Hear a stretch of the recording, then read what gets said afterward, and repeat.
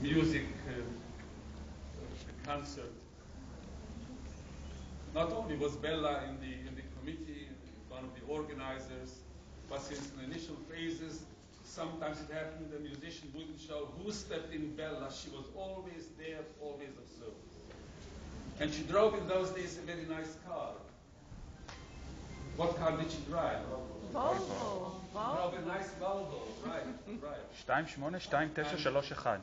We even have the 2829. זוכרים את המספר.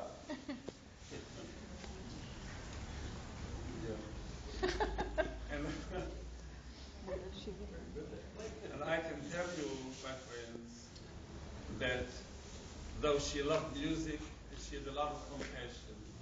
And she loved her family. And when I talk about family, maybe I should just mention some of the names, of course. Liesl and Ilana are the two daughters.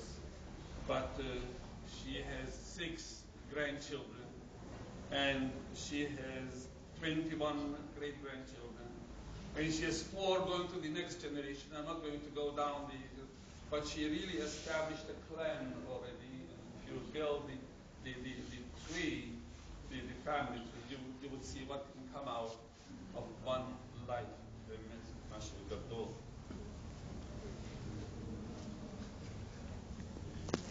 I must mention, besides the family, Mo and Carmel, there were 2 people who really lived with her, and Berta, who saw her only in her condition in a wheelchair. When I turned to Berta to find out what car Bella drove, it was because I know that already then they were close friends. In her wheelchair, she went to the hospital to visit Bella, and here she is. What a mitzvah, Levayat Hamed. But there is one person who I can tell you, we all would wish she should be our daughter, or that our daughter would be like her. Because that person really was so exceptional, so loving, so devoted, so marvelous, and that's Anna.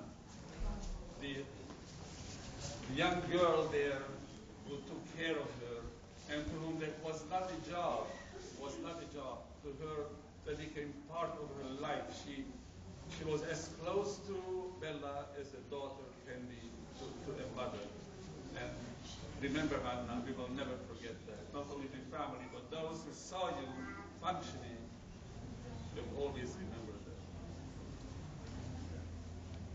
I'll just mention one episode when in November, the end of November, we celebrated Israel's 60th year of the declaration of the United Nations, the Chalukah, the partition of the land of Israel, and the acknowledgement that a Jewish state can finally come into being after 2,000 years of homelessness. And then Bella was brought up to She'arim. You remember that? How we waited for her. She was already in not such a good state, but the smile that broke out on her face and the joy that gave her, I'm so pleased we could do that for her, that she could share that with us.